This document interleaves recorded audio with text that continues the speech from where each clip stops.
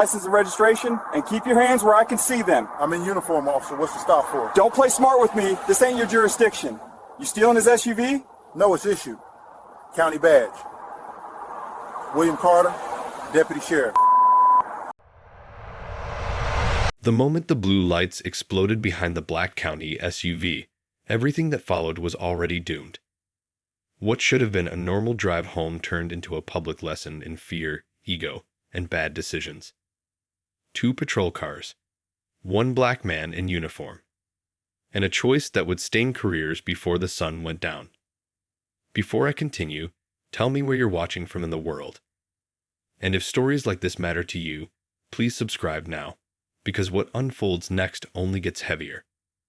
The man behind the wheel was Deputy Aaron Cole, a 41-year-old sheriff's deputy with 16 years of service in Fulton County.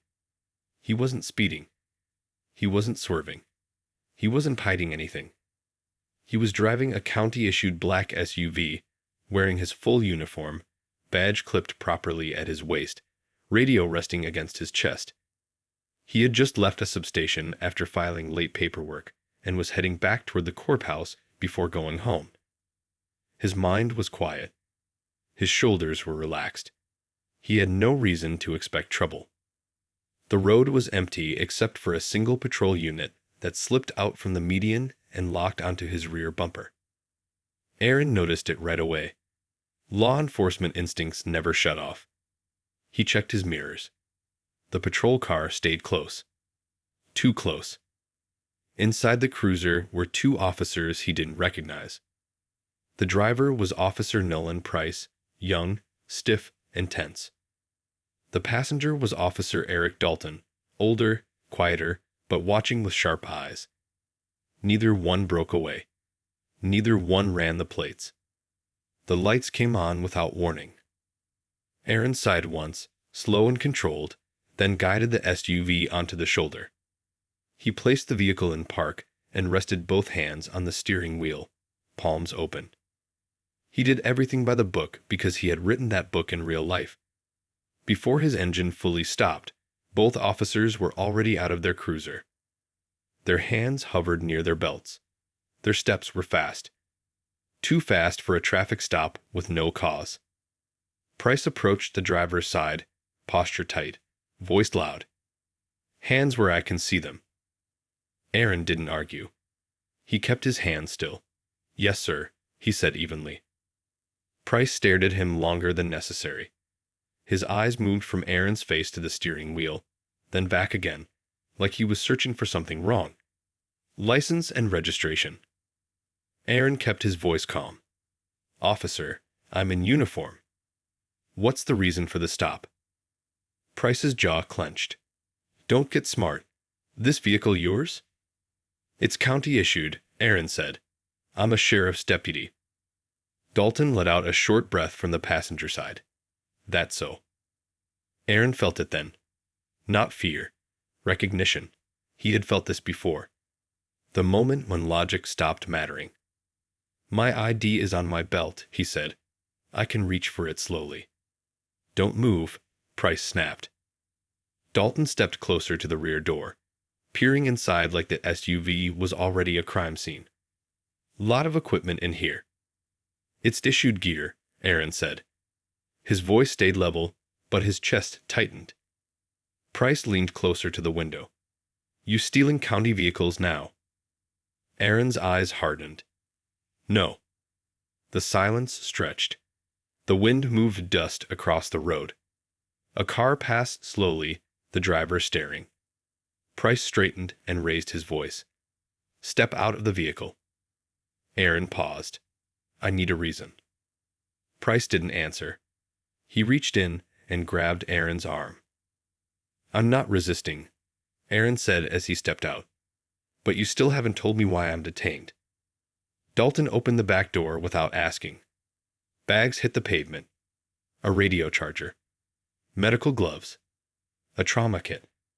Each sound felt louder than it should have. Each movement crossed a line. That's an illegal search, Aaron said. Price pushed him against the SUV. Not hard. Just enough to make a point. We'll decide that. More cars slowed. Phones came out. A woman pulled onto the shoulder and started recording. Dalton froze when he opened a black case. Inside was a tactical vest with bold white letters across the front. Sheriff. Price walked over, his confidence cracking as he read the patch and the serial number. He swallowed. That doesn't make sense. Aaron met his eyes. It would have if you ran the plates. Dalton's voice dropped. Nolan, his name's on the vest. Price stepped back. His face drained. He finally looked at Aaron's belt, the badge, the ID. Everything clear. Everything real. A siren sounded behind them. Another cruiser arrived. Then another. A tall man stepped out of the lead car. Calm. Gray-haired. Commanding. Chief Raymond Hale scanned the scene once and knew exactly who had lost control. Deputy Cole, Hale said. You all right? Yes, sir, Aaron replied. Price stiffened. Hale turned to the officers. Did you run the plates? Silence. Did you verify his ID? More silence. Hale exhaled slowly. Turn around. Both of you. Price's hands trembled as the cuffs went on. Dalton closed his eyes. Hale keyed his radio. Internal affairs to my location. Aaron watched without satisfaction. Only resolve. This wasn't over. The highway did not stop moving just because two officers had lost control of themselves. Cars kept passing. Engines hummed. Wind brushed across the shoulder. But the space around Deputy Aaron Cole felt frozen, heavy, like everyone standing there knew they had crossed into something serious that could not be undone. Chief Raymond Hale stood between the open SUV and the cuffed officers. He did not shout. He did not rush. That calm was worse for them. It meant he was thinking clearly, and clear thinking leads to consequences. Internal affairs is en route, Hale said, his voice flat. Until they arrive, nobody leaves. Officer Nolan Price stared straight ahead. His face was pale. His jaw was tight like he was holding back panic. Officer Eric Dalton kept looking down at the pavement, as if the ground might give him answers it never would. Aaron stepped away from the SUV and rolled his shoulders once. The pressure on his chest eased, but the anger stayed. Not wild anger. Controlled anger. The kind built over years of moments like this. He had done everything right. He had spoken calmly. He had followed protocol. None of it had mattered until another white uniform showed up. A second woman parked farther back and began recording too. A man leaned out of his truck window and shook his head slowly. No one yelled. No one interfered. They didn't need to. The scene spoke for itself. Hale turned to Aaron. You want medical? No, sir. You sure? Yes. Hale nodded. Good. Then he lowered his voice. You handled that better than most. Aaron did not respond. Compliments felt empty in moments like this. Dalton finally spoke, his voice thin. Chief, we didn't know. Hale looked at him. Just looked. That's the problem. Dalton swallowed. The vehicle didn't fit. We thought. You thought what? Hale asked. Dalton stopped talking. Hale stepped closer to both officers. You didn't think. You assumed. You saw a black man in a county SUV and decided the explanation had to be criminal. You ignored markings. You ignored his uniform. You ignored his words. That's not a mistake. That's a mindset. Price's shoulders slumped. Sir, we were just trying to do our job. No, Hale said calmly. You were doing what you felt entitled to do. The words landed hard. Aaron watched Price's hands shake inside the cuffs. He had seen suspects react like that. He had never seen officers look that way. The sound of tires crunching on gravel cut through the air. A white van with bold lettering pulled onto the shoulder. Two investigators stepped out. Investigator Paula Wynn walked first, her face unreadable. Investigator Leon Brooks followed, already turning on his body camera. Wynn scanned the scene quickly. That SUV, the open doors, the gear on the ground, the bystanders, the cuffed officers. Then she looked at Aaron. Deputy Cole? Yes, ma'am. You're the reporting party? Yes. She nodded. I'll need your full statement. Brooks approached Price and Dalton. Officers, you'll remain cuffed during questioning. This is not optional. Price nodded stiffly. Dalton said nothing. Wynn stepped aside with Aaron, away from the others but still in full view of the cameras. Start from the moment you noticed the patrol unit. Aaron spoke clearly. He did not rush. He described the tailing, the lights, the lack of reason, the refusal to check ID, the physical contact, the search, every detail, every order ignored, every line crossed. As he spoke, Wynn's jaw tightened more and more. When did you identify yourself as law enforcement? She asked. Immediately, Aaron said, before I exited the vehicle. And they acknowledged that? They dismissed it. Wynn wrote something down. Did you feel threatened? Aaron paused. Yes. Brooks raised his head from across the scene. Wynn looked up.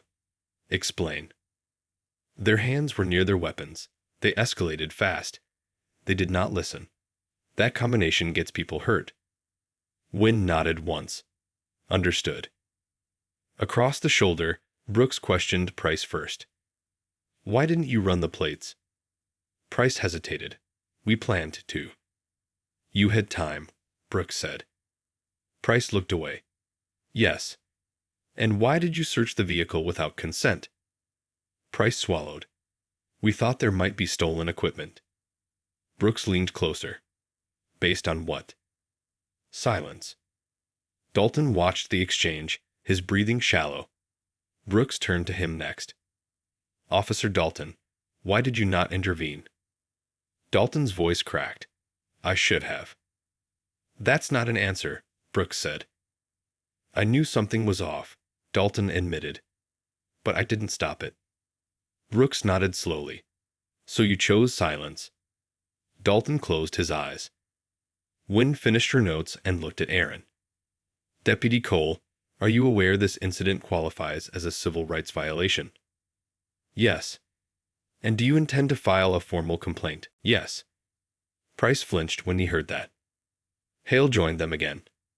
Internal Affairs will take custody of both officers, he said. They are suspended effective immediately. Brooks unlocked the cruiser door and guided Price toward the van. Dalton followed, his steps heavy.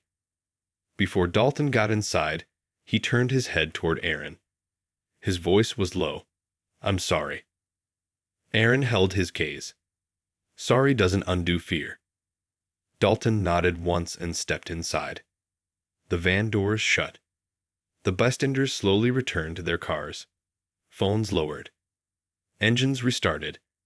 The moment passed, but the damage stayed. Hale turned to Aaron. You'll be contacted by the county attorney. This will go higher than internal affairs. I expect it to, Aaron said. Hale studied him. You sure you're okay to drive? Aaron looked at his SUV, the open doors, the disturbed interior. Then he looked back at the road ahead. Yes. Hale placed a hand on his shoulder. If you need anything, you call me. Aaron nodded. He climbed back into the driver's seat and closed the door. The silence inside the vehicle felt strange. He adjusted the mirror, started the engine, and merged back onto the road. But he knew one thing for sure. This was far from over. The fallout did not come slowly. It came like a hard door slammed shut. By the next morning, the video was everywhere. The angle from the woman on the shoulder, the dash cam from the SUV, the body cams from the patrol officers. All of it stitched together into one clear picture that nobody could explain away. Deputy Aaron Cole woke up to a phone that would not stop vibrating. Messages from coworkers, missed calls from supervisors, a short text from the county attorney asking him to come in immediately. He sat on the edge of his bed for a long moment, breathing, steadying himself. He had worn the badge long enough to know this part was just as hard as the stop itself. At the courthouse, the mood was heavy. Conversations stopped when he walked by. Not because people blamed him, because they didn't know what to say. Some nodded with respect. Others looked angry on his behalf. A few looked ashamed. He was escorted into a small conference room where Chief Raymond Hale was already waiting with 2 county officials. A screen on the wall showed a paused frame from the video. Aaron in uniform. Hands visible. Officers crowding him. "This has crossed state lines," one official said. "Federal review is now involved." Aaron nodded. He had expected that. "The officers involved are now under criminal investigation," the other added. "Not just administrative." Hale spoke next. "They'll want to hear from you again." "I'll tell the truth again," Aaron said. They brought him to a larger room later that afternoon. 1 table. Cameras. A single officer seated across from him. Officer Nolan Price. No uniform. No badge. Just a wrinkled shirt and tired eyes. The air between them was thick. Price spoke first, his voice low. "I never meant for it to go that far." Aaron looked at him. Really looked. "You meant to stop me," he said. "You meant to treat me like I didn't belong in my own skin." Price shifted. "That's not." Aaron raised a hand. "This is the only time I will speak directly to you." His voice was calm, flat. "You didn't know me. You didn't need to. All you had to do was follow the rules you swore to uphold." Price swallowed. "I panicked." "You panicked because I didn't fit the picture in your head," Aaron said. "That panic could have gotten me killed." Price's eyes filled. "I see that now." Aaron leaned forward slightly. "You see it now because cameras were on and witnesses were watching. Not because you stopped yourself." Silence filled the room. The investigator cleared his throat and ended the exchange. Price was escorted out through a side door. Aaron sat back in his chair, his hands resting flat on the table. They were steady. The announcement came 2 days later. Officer Nolan Price was terminated. His partner resigned before termination could be finalized. Criminal charges were pending. The department released a public apology. The county announced new mandatory oversight measures. None of it felt like victory. Aaron stood at a podium later that week, facing microphones and lights. He did not raise his voice. He did not speak in slogans. "I didn't want this to happen to anyone," he said. "But I needed it to stop happening to us." A reporter asked if he still believed in the badge. Aaron answered without hesitation. "I believe in accountability. The badge only means something when we protect everyone equally." That clip spread just as fast as the video of the stop. Weeks passed. The noise faded, but the weight stayed. Aaron returned to duty. Same uniform, same SUV, same roads, but things were different. Officers greeted him differently.